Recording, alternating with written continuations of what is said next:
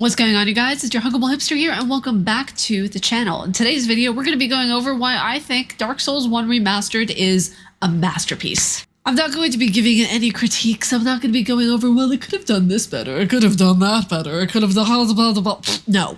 This is purely going to be me fangirling over one of my favorite video games. Period, point blank, end of story. The first thing that I would say makes Dark Souls 1 Remastered a masterpiece is how it teaches you to go through a difficult situation and conquer it. Once you put your mind to something, you can achieve anything you want to. And it is one of the biggest lessons I have found going through the Souls series. The first thing for me that let me know that I can do this, I can actually play difficult games, was the fight against Smo and Ornstein. I will never forget that first feeling of where I conquered a boss in Dark Souls that was more difficult than anything I had ever experienced in a video game. Now, this is something I really want you guys to keep in mind. I only started playing Souls and Souls-like games in 2021. Only 4 years, this upcoming June, have I been playing Souls games. Like, it's not that long of a time. It feels that long because I've made an entire, all my content and everything like that, besides the reviews and podcasts, is based around it. But Smo and Ornstein had a very particular way in which that it was difficult for the player. I feel like that is the point in which the player will be like, nope, I can't do this, or yes, I can accomplish anything. The same with Artorias. I mean, like, I feel like if you've made it all the way to the DLC, you basically would have no problem with it. But whenever it comes to the Artorias boss battle, that is a breed of difficulty that I had never experienced before. And now that I've played a lot of Souls and Souls-like games, I can basically go into every single boss battle prepared, knowing that they're going to do a selection of different attacks, and very seldom now does anything come as a surprise for me. But back when I was just like a little tiny baby Hollow, a little tiny baby Souls player, I was always surprised by everything because I had no clue about any of it. And speaking of the bosses, oh my god, the next thing that makes Dark Souls 1 Remastered a friggin' masterpiece is the bosses. You have Artorias, Smo and Ornstein, Gwyn. There are so many different boss battles that are in this game. The Bell Gargoyles, oh my gosh, that was the one that made me laugh the most because I just kept falling off of the fucking roof. Every single time I would go into that boss battle, besides the time that I won, because I don't count that, it would just be absolute hilarity from start to finish because I would always manage somehow to fall off of the roof. So the next reason why I think Dark Souls 1 Remastered is a complete masterpiece is for the way it tells its story. The story is told through item descriptions, different motifs and themes, the psychology, philosophy behind certain NPCs, the NPC interactions alone. That holds so much of the weight and story of Dark Souls 1 Remastered. The story in and of itself in the first game is so incredibly sad because you are called a Hollow. You are basically there to become human, to find a soul. I love that it also begs the question, do you want to keep going the cycle and just continuously wear the rose-colored glasses, or do you want to bring in the age of man where you have to fix the things that are going wrong, where you have to be aware and observant of the choices that you are making and bring in the age that will have everything come crashing down, the rose-colored glasses, all of the things that made you seem like everything was comfortable, but in reality, it was all falling apart.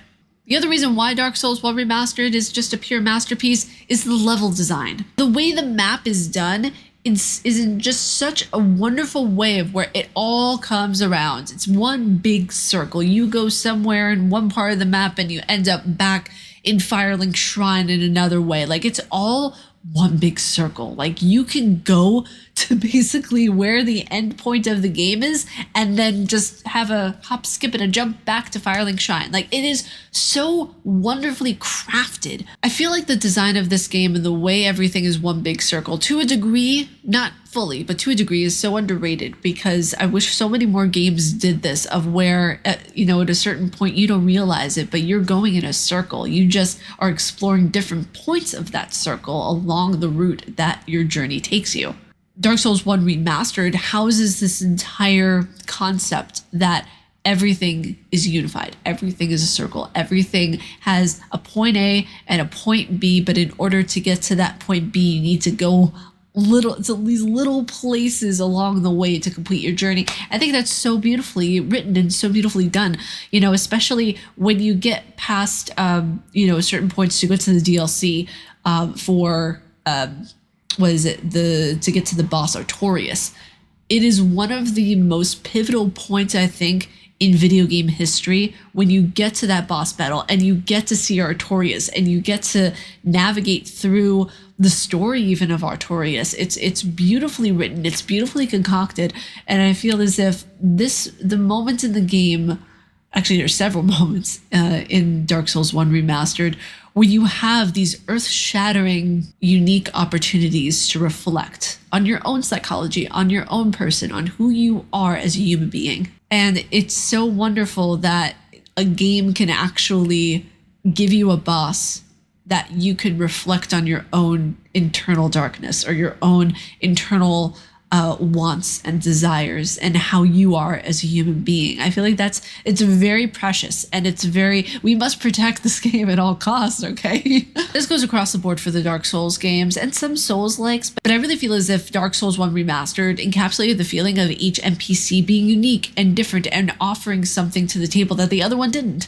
Like Solair, he offered so much lore and so much unique perspective on the world and his surroundings. You then have the people who are at Firelink Shrine trying to fight all of the different monsters and trying to find their reason for being, and you hear their stories, and it's really sad, and it's just really sad. There's the undead merchants that you can go to in the very beginning of the game. There's Kingseeker From. There's Andre of Astora. There's so many different NPCs that you meet along the way. Even the way that a lot of the NPCs speak to the Hollow, it's very diverse and filled with meaning. And it's so incredible to see that these characters, they were written. Someone thought of these characters and put them into a game and created balance and meaning for the player. And I think that is so incredibly beautiful. And that's why this game is an absolute masterpiece, because at the end of the day, even though our character is hollow, it still pushes on. It pushes to find a soul. It pushes to find meaning, even if the world is dark. Even if we took away the light, or we took away that facade that was haunting us and just the cover of something that was darker and lurking underneath, we still push through. And that's what these games are about, you know? At the end of the day, it's about breaking the curse of being a hollow and understanding that humanity in and of itself is a gift. But if you guys like my face and want to do, please be sure to subscribe and hit that bell down below. I make videos every weekday here on YouTube. May you find your worth in the waking world, your hunter, stay casually nerdy, and I will see you all in the next video. Umbasa.